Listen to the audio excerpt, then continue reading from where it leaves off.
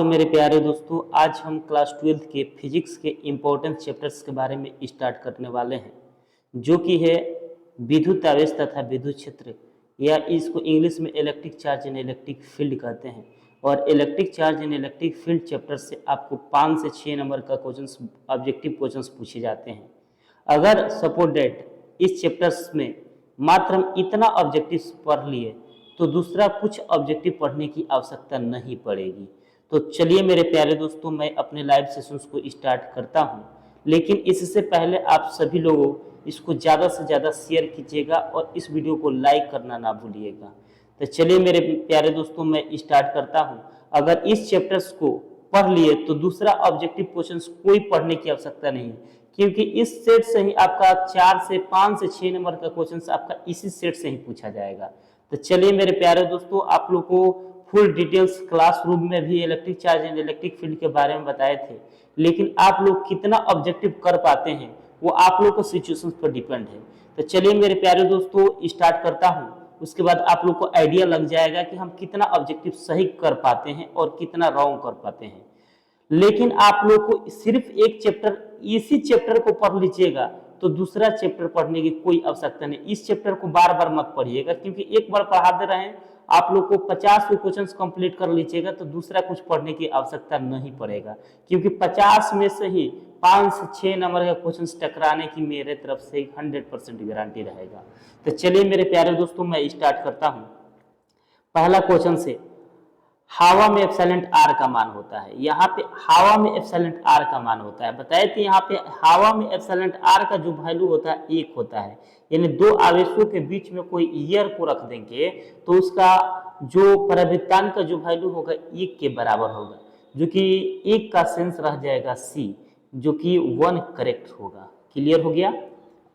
कई बार क्वेश्चंस बताए थे। अब यहाँ पे दूसरा क्वेश्चन से, अगर सपोर्टेड जानते होंगे तो आप लोग बताने का प्रयास कीजिएगा और कमेंट करने का भी प्रयास कीजिएगा कि इसका क्या होगा। यहाँ पे विद्युत क्षेत्र में एक आवेशित कण पर लगने वाला बल क्या होता है। जैसे मान लेते हैं कोई एक समान विद्युत क्षेत्र है ऐसे, ठीक है।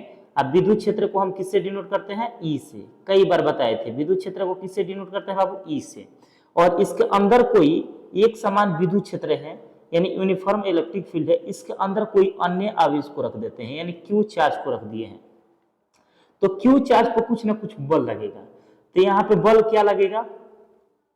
F, और चार्ज यहाँ पे Q है, इलेक्ट्रिक फील्ड के अंदर रखे हैं, तो यहाँ पे क्या बल लग जाएगा? F बराबर क्या लगेगा बाबू? QE बल लगेगा। यानी कहने का सेंस यह है कि कोई एक समान विद्युत क्षेत्र है और उस एक समान विद्युत क्षेत्र के अंदर कोई अन्य आवेश को रख देंगे तो अन्य आवेश पर जो बल लगेगा F बराबर QE लगेगा।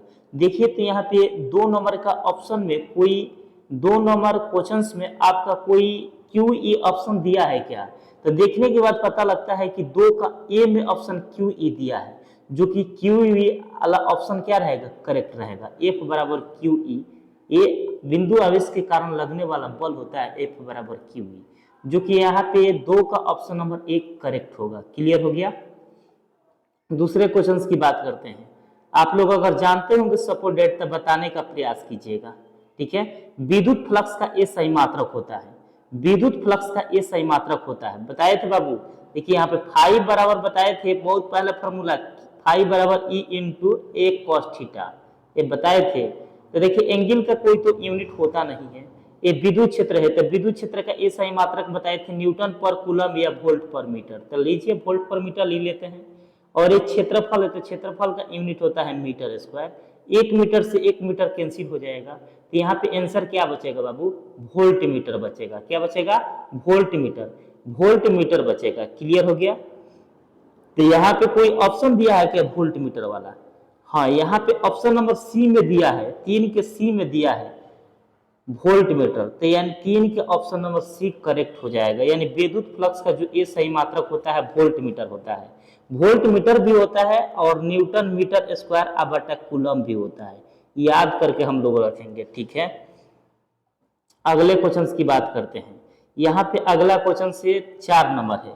संबंध Q बराबर NE में निम्नलिखित में कौन n का मान संभव नहीं है? देखिए यहाँ पे n का जो वैल्यू होता है कौन सा मान संभव नहीं होता है, क्योंकि यहाँ पे जो n होती है पूर्णांक संख्या होता है और पूर्णांक संख्या कभी 1 2 3 4 5 ये सब की सब संख्या पूर्णांक संख्या होती है, यानी नेचुरल नंबर होता है। लेकिन पूर्णांक संख्या कभी दशमलव में नहीं होती है। तो यहाँ पे दशमलव में यहाँ पे दिया हुआ है, तो दशमलव वाला संभव नहीं होता है, और जब संभव नहीं होगा तो असंभव होगा, जो कि यहाँ पे 4 का सेंस रह जाएगा सी। क्लियर हो गया। कहने का सेंस यह है कि Q बराबर आवेश के कौंटनीकरण से Q बराबर NE होता है। एन जो होता है पूर्णांक संख्या होता है, नेचुरल नंबर होता है। और नेचुरल नंबर क्या होता है, 1 2 3 4 5 6 7 8 ऐसे करके होता है। लेकिन यहाँ पे 4.8 जो दिया है ये पूर्णांक संख्या नहीं होता है, यानी नेचुरल नंबर नहीं होता है। जो कि यहाँ पे दिया है, यहाँ पे संभव नहीं है, असंभव है, क्योंकि यहाँ पे 4 संभव हो सकता है, 8 संभव हो सकता है, 100 संभव हो सकता है। लेकिन यहाँ पे जो सी नंबर ऑप्शन दिया है संभव नहीं होता है, जो कि 4 का सेंस रह जाएगा सी। क्लियर हो गया।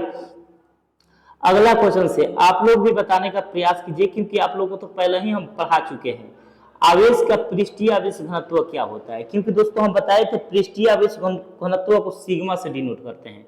सिग्मा बराबर होता है Q अपन A होता है, सूत्र बहुत पहले बताए थे। सिग्मा बराबर Q अपन A होता है, और Q को बोलते हैं कुल आवेश और A को बोलते हैं कुल क्षेत्रफल।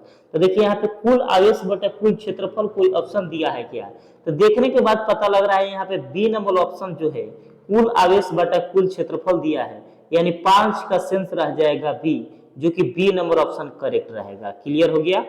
अगले क्वेश्चन की बात करते हैं। यहाँ पे अगला क्वेश्चन से, ये सब प्रीवियस ईयर्स में पूछा गया क्वेश्चन से, और इतने से ज्यादा आपका बोर्ड एग्जाम में नहीं पूछता है। अगर कुछ नहीं पढ़े हैं तो सिर्फ आप 50 गो question electric charge in electric field से कंप्लीट कर लीजिए। मेरा 100% गारंटी है कि बोर्ड एग्जाम में 4 से 5 नंबर से 6 नंबर क्वेश्चन पूछेगा, तो इसी सेट से ही पूछेगा। तो हम जो भी सेट यूट्यूब चैनल के माध्यम से अपलोड करूंगा उसको आप लोग लेक्चर्स बाय वीडियो को जरूर देखने का प्रयास कीजिएगा। चलिए मेरे प्यारे दोस्तों, अब 6 नंबर क्वेश्चन पर चलते हैं। किसी माध्यम की अपेक्षित परिविद्युतता एप्सिलॉन आर होती है।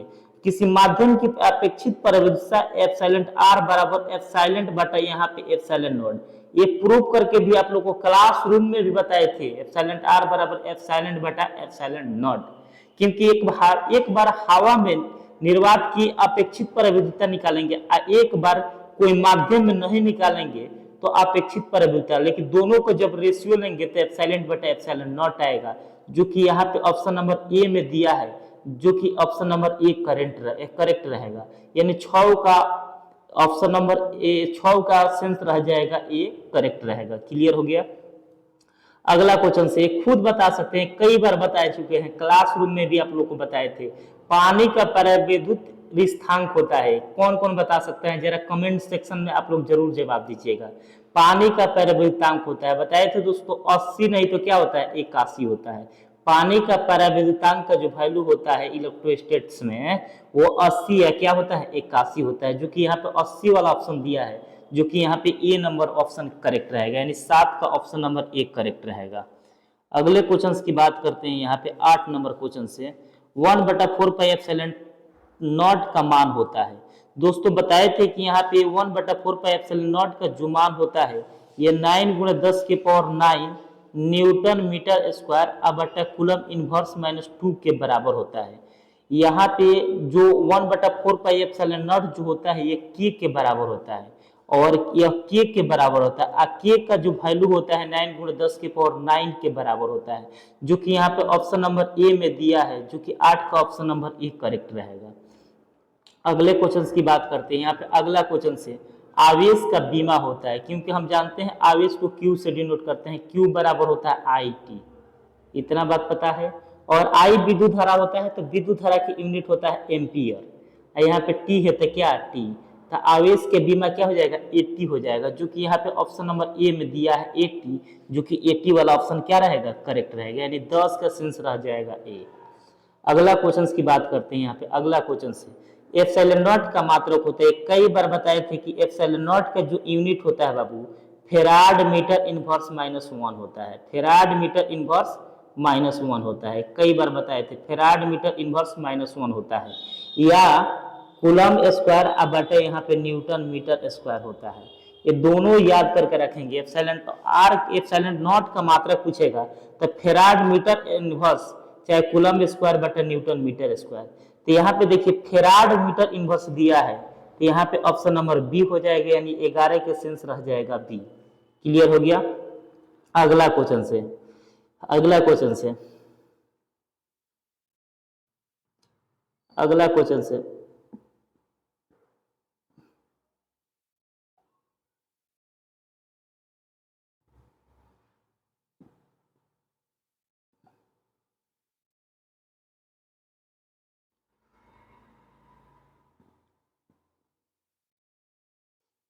अगला क्वेश्चन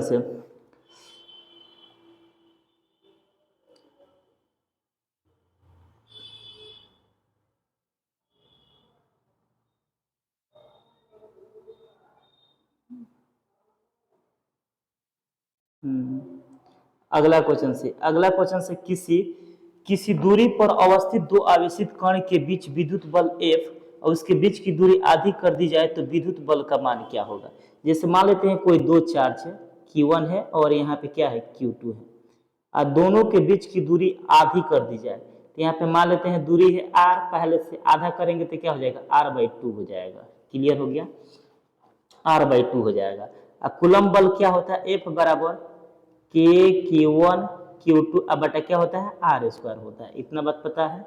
और F बराबर के Q1 Q2 और यहाँ पे दूरी क्या है, यहाँ पे एक बार आर लिया, दूसरा बार क्या लिखेंगे आर बटा क्या लिखेंगे 2, स्क्वायर है तो क्या स्क्वायर। अब दो को ऊपर ले जाएंगे तो दो दूना क्या हो जाएगा 4, और यहाँ पे के Q1 Q2 बटा आर स्क्वायर ये किसके बराबर होता है F के बराबर होता है, तो यहाँ पे 4F, यानी जो बल लगेगा 4F गुना लगेगा, जो कि यहाँ पे ऑप्शन नंबर 12 का ऑप्शन नंबर ए में दिया है, जो कि ऑप्शन नंबर ए करेक्ट रहेगा। अगले क्वेश्चंस की बात करते हैं। अगला क्वेश्चन से किसी वस्तु को आवेशित किया जाता है तो उसका द्रव्यमान क्या होता है। यानी कहने का सेंस यह है कि कोई भी वस्तु है, अगर उस वस्तु को पर हम कोई चार्ज देंगे तो चार्ज देने के मतलब आवेशित कर रहे हैं, जब आवेशित करेंगे तो इसका जो द्रव्यमान होता है घट भी सकता है और बढ़ भी सकता है। यह पदार्थ के सिचुएशन पर डिपेंड करता है कि हम कौन सा मेटल सरफेस को यूज कर रहे हैं, आवेशित कर रहे हैं। ठीक है, तो इसका किसी भी पदार्थ को अगर किसी भी वस्तु को हम आवेशित करेंगे तो उसका जो द्रव्यमान होगा वो घट भी सकता है और बढ़ भी सकता है, जो कि तेरे के सेंस रह जाएगा डी। डी वाला ऑप्शन क्या रहेगा करेक्ट रहेगा। अगला क्वेश्चन से विद्युतशीलता का ए सही मात्रक क्या होता है। विद्युतशीलता का ए सही मात्रक क्या होता है। देखिए विद्युतशीलता के ए सही मात्रक क्या होता है, हम बताए थे यहाँ पे फॉर्मूला आपका विद्युतशीलता को एप्सिलॉन नॉट से डिनोट करते हैं। एप्सिलॉन नॉट बराबर होता है यहाँ पे Q1 Q2 अब बटे यहाँ पे F/r स्क्वायर होता है, कई बार बता चुके हैं। ये आवेश Q1 और Q2 आवेश है, तो दोनों आवेश है तब इसका ए सही मतलब कूलम, इसका भी क्या कूलम, और जब कूलम में कूलम से गुणा करेंगे तो क्या हो जाएगा कूलम स्क्वायर हो जाएगा। ये बल है तो बल का यूनिट न्यूटन हुआ, ये दूरी है तो दूरी की यूनिट क्या हुआ मीटर, और स्क्वायर है तो क्या हो जाएगा मीटर स्क्वायर। अब देखिए इसके मूल पर कुछ नहीं तो क्या है एक है, इसको ऊपर भेजेंगे तो क्या हो जाएगा एन इनवर्स, और मीटर को ऊपर भेजेंगे तो एम इनवर्स -2, और सी को ऊपर है तो सी स्क्वायर, जो कि यहाँ पे 14 का सेंस रह जाएगा ए। क्लियर हो गया। अगला पॉइंट की बात करते हैं, कूलम बल है। देखिए बाबू कूलम बल क्या होता है। हम जानते हैं कि कूलम बल दो चार्जों के बीच कार्य करता है, जैसे Q1 और यहाँ पे Q2 हो गया, तो Q1 और Q2 के बीच की दूरी अगर कुछ नहीं तो क्या मानते हैं R मानते हैं। तो कूलम बल कैसा बल है, क्योंकि कूलम बल कैसा बल है, क्योंकि कूलम बल के बारे में हम विद्युत आवेश तथा विद्युत क्षेत्र के बारे में पढ़ते हैं। तो कूलम बल जो होता है दो आवेशों के बीच में कार्य करता है, जब दो आवेशों के बीच में कार्य करेगा तो यह केंद्रीय बल होगा, यानी सेंट्रीपिटल फोर्स होगा, यानी केंद्रीय बल होगा। और यह विद्युत आवेश तथा विद्युत क्षेत्र चैप्टर में पढ़ते हैं, तो यह विद्युत बल भी हो सकता है। तो कूलम बल जो होता है यह विद्युत बल और केंद्रीय बल दोनों बल हो सकता है, जो कि यहाँ पे ऑप्शन नंबर आपका, जो कि ऑप्शन नंबर यहाँ पे सी दिया है, जो कि ऑप्शन नंबर सी करेक्ट रहेगा। क्लियर हो गया।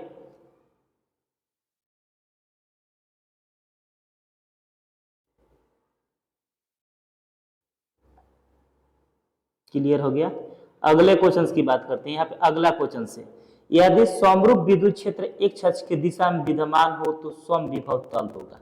जैसे 3 गो एक्सिस होता है, यहाँ पे देखिए एक्स एक्सिस होता है, वाई एक्सिस होता है, इसको जेड एक्सिस बोलते हैं। यानी टोटल 3D में 3 गो एक्सिस होता है, एक्स एक्सिस, वाई एक्सिस और जेड एक्सिस, 3 गो एक्सिस होता है। अब देखिए यहाँ पे समरूप विद्युत क्षेत्र एक्स अक्ष के दिशा में विद्यमान है, यानी जो विद्युत क्षेत्र है एक्स अक्ष के दिशा में है। कौन सा अक्ष है? एक्स अक्ष है। तो जो अक्ष कहेगा उस अक्ष को हम छोड़ देंगे, तो बाद में जो अक्ष बचेगा उधर की तरफ समविभव तल होगा। तो यहाँ पे बाद में कौन सा बच रहा है? यहाँ पे बाद में कौन सा बच रहा है? वाई जेड बच रहा है, वाई जेड बच रहा है। तो यहाँ पे वाई जेड वाला ऑप्शन क्या रहेगा? करेक्ट रहेगा। तो यानी ऑप्शन नंबर आपका 16 के सेंस रह जाएगा सी, जो कि सी करेक्ट होगा, जो कि वाई जेड तल के दिशा में होगा। क्लियर हो गया? यानी 16 का सेंस रह जाएगा सी। अगला क्वेश्चन से, यहाँ पे 17 नंबर क्वेश्चन से, विद्युत आवेश का ईएसयू मात्रक होता है। ये बता चुके हैं बाबू electric charge and electric field में कि इलेक्ट्रोस्टैटिक यूनिट जो होता है इलेक्ट्रोस्टैटिक चार्ज में 4.78 गुणे 10 के पावर माइनस 10 होता है। ठीक है, इलेक्ट्रोस्टैटिक्स यूनिट, जो कि यहाँ पे ऑप्शन नंबर 1 करेक्ट रहेगा। अगला क्वेश्चन से, यानी 18 नंबर क्वेश्चन से, स्थिर विद्युत क्षेत्र उत्पन्न करता है।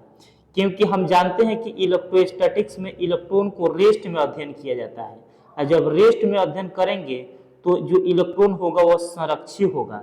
तो जो कि 18 के संरक्षित वाला ऑप्शन क्या रहेगा? करेक्ट रहेगा।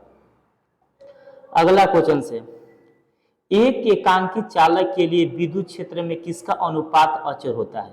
एकांकी चालक के लिए यहाँ पे कुल आवेश बटा, यहाँ पे एकांकी चालक के लिए कुल आवेश बटा जो विभव होगा, विभव में वृद्धि, यह अनुपात जो होता है यह सी के बराबर होता है, यानी धारिता सी के बराबर होता है, जो कि यहाँ पे ऑप्शन नंबर ए दिया है, कुल आवेश बटा विभव, जो कि सी के बराबर होता है। तो ये फॉर्मूला एक हो सकता है, जो कि यहाँ पे ऑप्शन नंबर ए वाला ऑप्शन करेक्ट होगा, यानी 19 का सेंस रह जाएगा ए। अगला क्वेश्चन से, ये भी बोर्ड एग्जाम में कई बार पूछ चुका है। मेरे प्यारे दोस्तों, आप लोग थोड़ा बहुत दिल और दिमाग लगाकर मेरे सेट को पढ़िएगा, क्योंकि यह सबसे पसंदीदा मतलब यह सबसे चुना गया क्वेश्चन से, क्योंकि इससे बाहर नहीं पूछेगा बोर्ड एग्जाम में। पहला क्वेश्चन से 20 नंबर क्वेश्चन से, एक कूलाम आवेश डैश ईएसयू के बराबर होता है। यानी जो एक कूलाम आवेश होता है कितने इलेक्ट्रोस्टैट यूनिट के बराबर होता है? 3 गुणे 10 के पावर 9 इलेक्ट्रोस्टैट यूनिट के बराबर होता है। बताए थे आप लोग को, जो कि यहाँ पे ऑप्शन नंबर ए में दिया है, जो कि ऑप्शन नंबर ए करेक्ट रहेगा। अगला क्वेश्चन से, एक आवेशी चालक की सतह के किसी बिंदु पर विद्युत क्षेत्र की तीव्रता होती है। जैसे मान लेते हैं कोई आवेश है, तो आवेश विद्युत क्षेत्र रेखाएं लंबवत बाहर की दिशाओं में निकलती है। अगर प्लस क्यू चार्ज रहेगा तो लंबवत बाहर की दिशाओं में निकलती है, और जब लंबवत निकलेगी तो इसके रिस्पेक्ट में कोण कितना बन जाएगा? थीटा बराबर कितना डिग्री बन जाएगा? 90 डिग्री। और जब 90 डिग्री बनता है तो वह सतह के लंबवत होती है, जो कि यहाँ पे ऑप्शन नंबर बी करेक्ट होगा, यानी सतह के क्या होगी? लंबवत होगी। यानी जो विद्युत क्षेत्र रेखाएं जो निकलती है किसी बिंदु आवेश के सतह के लंबवत निकलती है, जो कि यहाँ पे 21 का सेंस रह जाएगा बी। क्लियर हो गया? अगला क्वेश्चन से, यदि किसी खोखले गोलीय चालक को धन आवेशित किया जाता है तो उसके भीतर का विभव क्या होता है? जैसे मान लेते हैं कोई गोलीय चालक है और इस पर हम चार्ज को देंगे, यानी प्लस क्यू चार्ज देंगे, तो एक चार्ज का चारों दिशाओं में एक्सपेंशन हो जाएगा, लेकिन इसके भीतर विभव क्या होता है? इसके जो भीतर विभव होता है धनात्मक तथा समरूप होता है। कौन क्या होता है बाबू? धनात्मक तथा समरूप होता है, यूनिफॉर्म पॉजिटिवली चार्ज होता है, जो कि 22 का सेंस रह जाएगा बी। अगला क्वेश्चन की बात करते हैं। अगला क्वेश्चन से, ये भी कई बार कॉम्पिटिटिव एग्जाम और बोर्ड एग्जाम में भी रिपीट कर चुका है। साबुन के एक बुलबुले को जब आवेशित किया जाता है तो उसका त्रिज्या क्या होती है? जैसे साबुन का एक बुलबुला है, इस पर हम चार्ज देंगे, यानी चार्ज देने का मतलब आवेशित कर रहे हैं, तो इसकी त्रिज्या क्या होती है? जब साबुन के बुलबुला को हम चार्ज करेंगे, यानी चार्ज देंगे, यानी आवेशित करेंगे, तो वो फट जाएगा। जब फट जाएगा तो उसका त्रिज्या का मान क्या हो जाती है? बढ़ जाती है, जो कि यहाँ पे ऑप्शन नंबर 1 करेक्ट रहेगा। अगला क्वेश्चन से, ये भी क्वेश्चन बहुत बार पूछ चुका है बाबू, विद्युत द्विध्रुव आघूर्ण का एस आई मात्रक होता है। बताए थे विद्युत द्विध्रुव आघूर्ण को पी से डिनोट करते हैं। पी बराबर बताए थे क्यू इंटू टू ए होता है, इतना बात बताए थे। और ये क्यू आवेश होता है तो आवेश की यूनिट कूलम, और टू ए बीच की दूरी होती है तो इसका यूनिट क्या होता है मीटर। यहाँ पे एस आई मात्रा की बात करते हैं तो कूलम मीटर हो जाएगा। अब देखिए तो यहाँ पे कूलम मीटर कोई ऑप्शन दिया है क्या, कूलम मीटर कोई ऑप्शन दिया है क्या? हाँ, यहाँ पे ऑप्शन नंबर ए में दिया है कूलम मीटर, तो कूलम मीटर वाला ऑप्शन करेक्ट रहेगा। विद्युत द्विध्रुव आघूर्ण के अगर व्यवहारिक मात्रक पूछेगा तो व्यवहारिक मात्रक जो होता है डी बाई होता है, याद करके रखिएगा डी बाई होता है।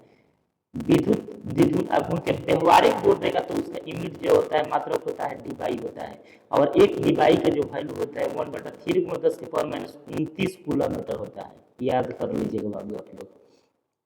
अगला क्वेश्चन से, विद्युत क्षेत्र में प्रवेश करने वाले एक इलेक्ट्रॉन के प्रारंभिक वेग और विद्युत क्षेत्र में भिन्न दिशा में है तो विद्युत क्षेत्र में इलेक्ट्रॉन के पथ क्या होता है।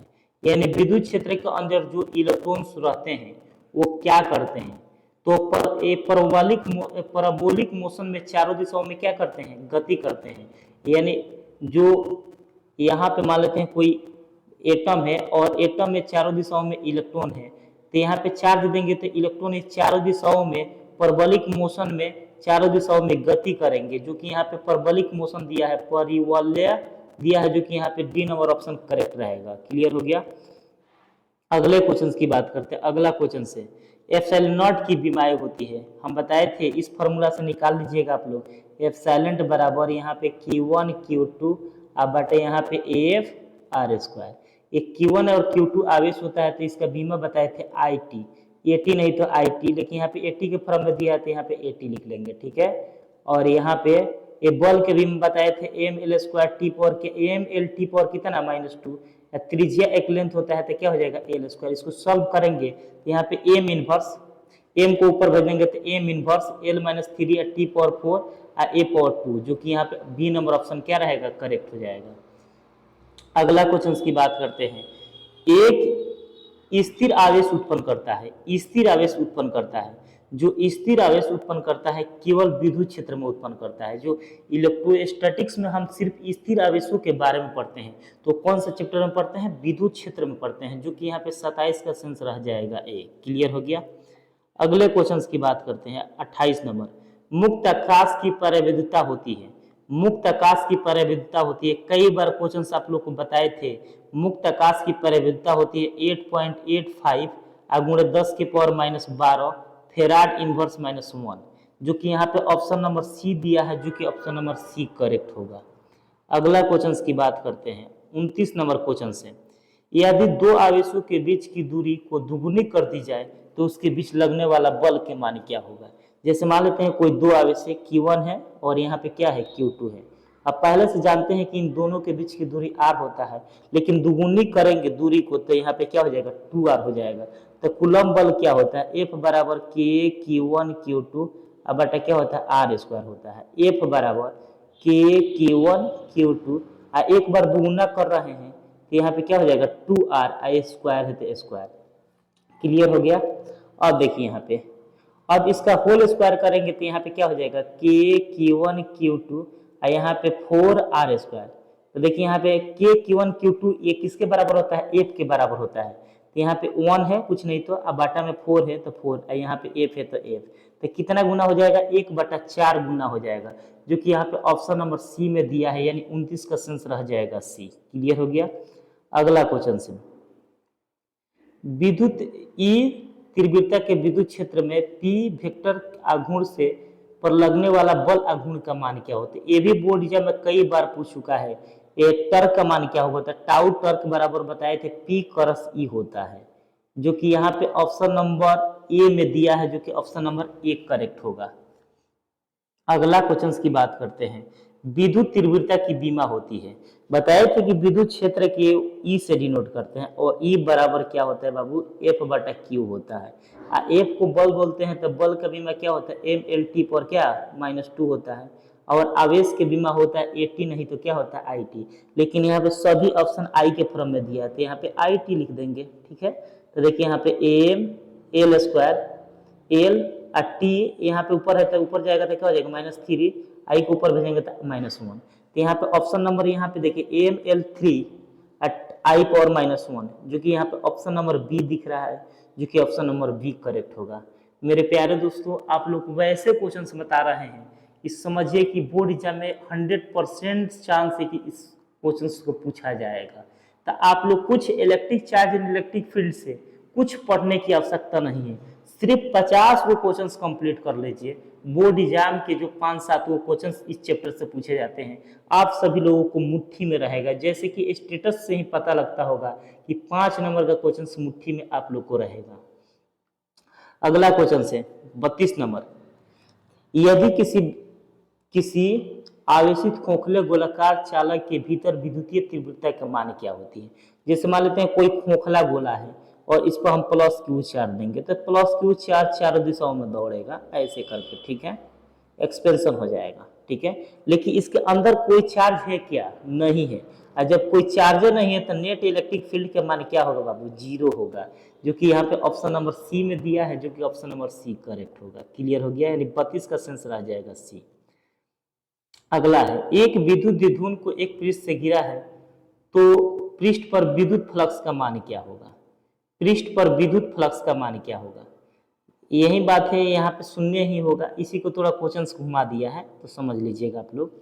अगला क्वेश्चन है 34 नंबर। एक आवेशित चालक का क्षेत्र आवेश घनत्व सिग्मा है, इसके पास विद्युत क्षेत्र का मान होता है अथवा आवेशित गोलीय चालक के अंदर विद्युत क्षेत्र होता है।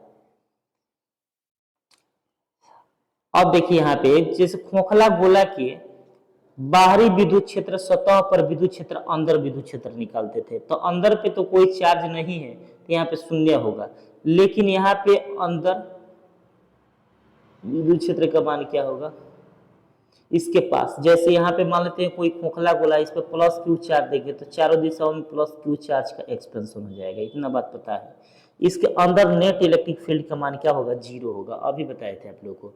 लेकिन पूछ रहा है कि सतह से बाहर क्या होगा, यानी सतह के पास, ये सतह है और यहाँ पे इलेक्ट्रिक फील्ड का मान क्या होगा। तो ये बताए थे, इलेक्ट्रिक फील्ड को ई से डिनोट करते हैं, ई बराबर सिग्मा बटा एप्सिलॉन नॉट, जो कि यहाँ पे ऑप्शन नंबर क्या दिया है? ऑप्शन नंबर यहाँ पे बी में दिया है, सिग्मा बटा एप्सिलॉन नॉट, जो कि ऑप्शन नंबर बी होगा, यानी 34 का सेंस रह जाएगा बी। अगला क्वेश्चन से यानी 35 नंबर। ये बोर्ड एग्जाम के व्यू से काफी इंपॉर्टेंट क्वेश्चन है मेरे प्यारे दोस्तों, तो आप लोग जरूर पढ़िएगा। किसी गोले पर आवेश 10 माइक्रो हो तो उसकी सतह पर विद्युत फ्लक्स होगा। फाई बराबर बताए थे, यहाँ पे क्या होता है? फाई बराबर क्यू बटा एप्सिलॉन नॉट होता है। इतना बात पता है।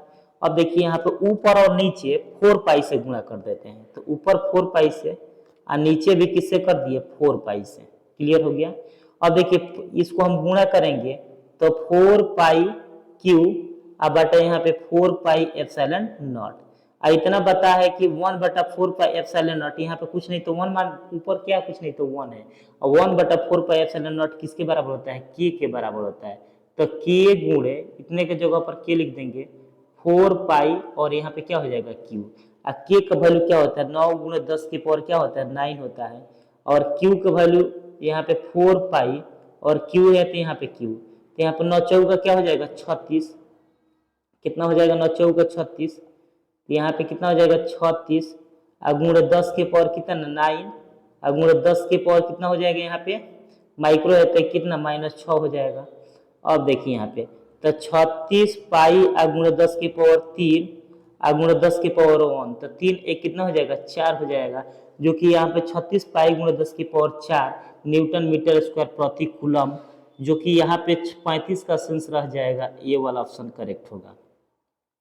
अगला क्वेश्चन से, ये भी क्वेश्चन बहुत बार पूछा गया क्वेश्चन से।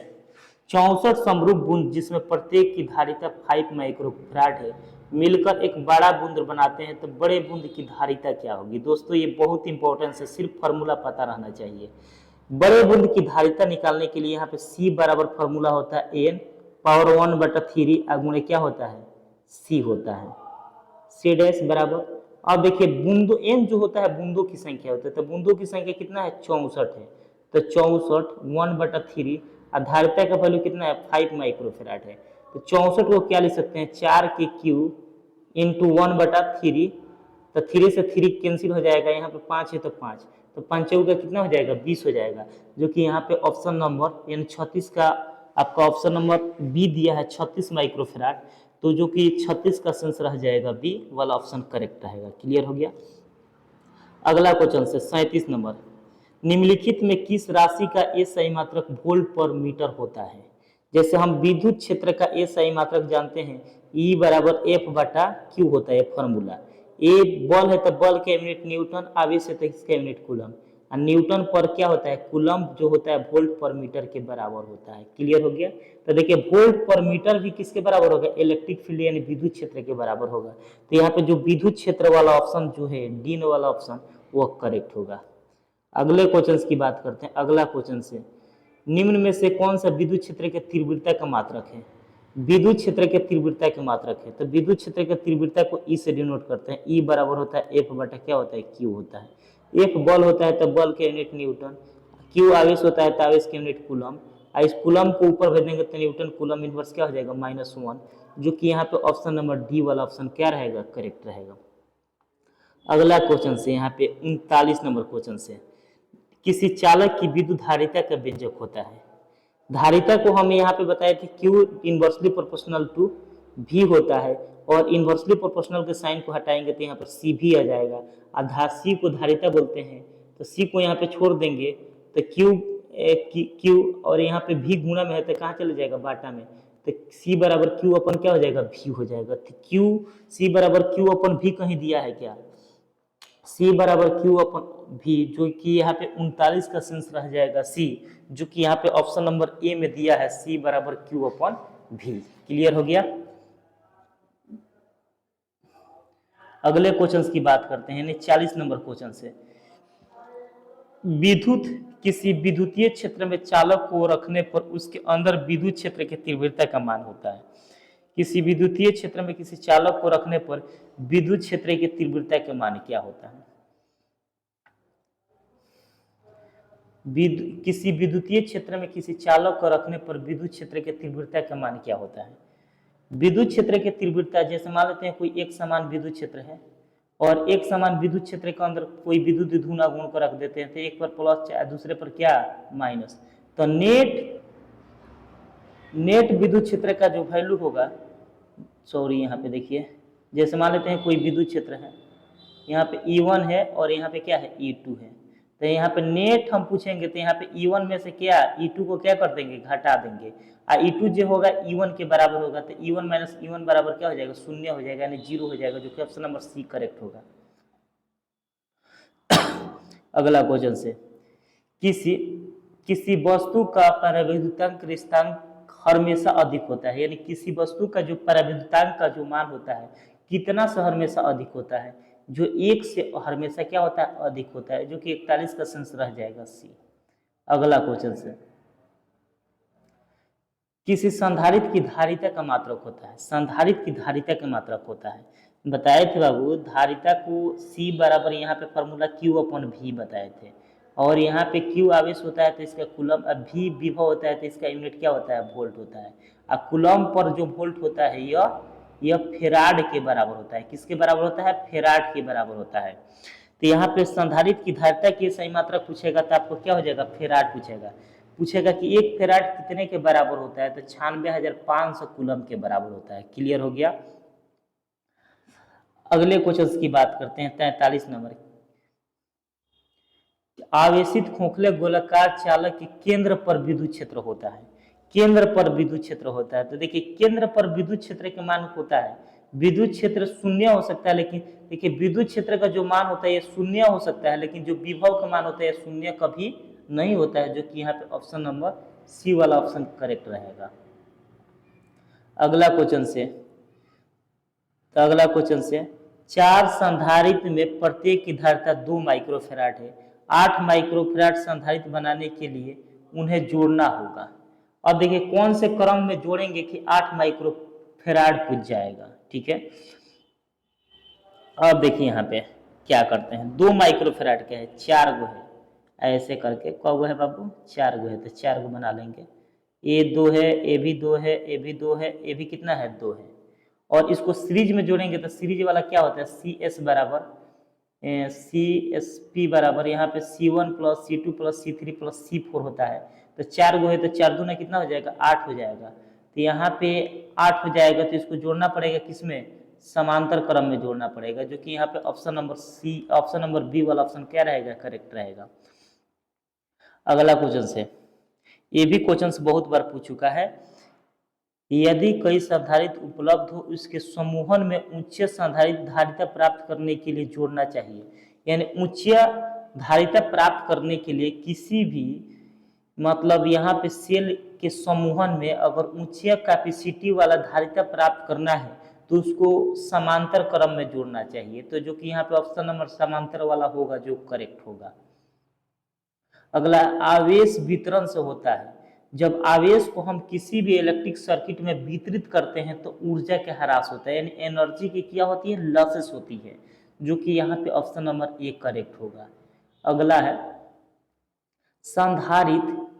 संधारित्र के समांतर संयोजन में जो राशि प्रत्येक संधारित्र के समान रहती है वह कहलाता है।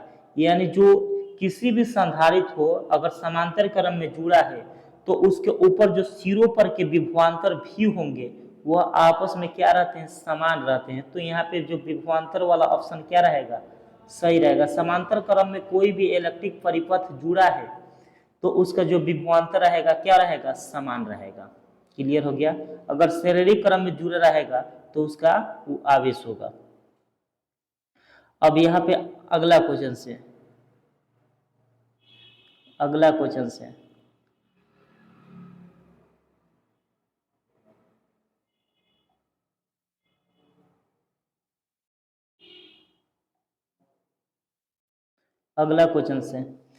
समान धारिता के एन संधारित्र को पहले समांतर क्रम में फिर श्रेणी क्रम में जोड़ा जाता है तो दोनों अवस्थाओं की तुल्य धारिताओं का अनुपात क्या होता है।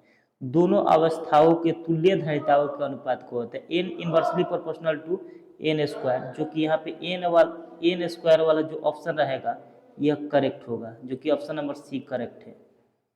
चलिए मेरे प्यारे दोस्तों, अभी